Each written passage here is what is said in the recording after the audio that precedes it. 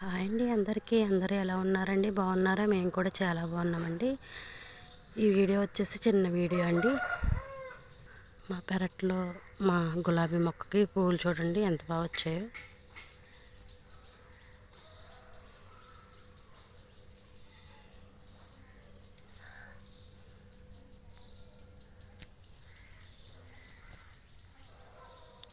చూడండి మొత్తం ఎంత బాగా వచ్చాయో. ఇంకా మొగ్గలు కూడా ఉన్నాయండి.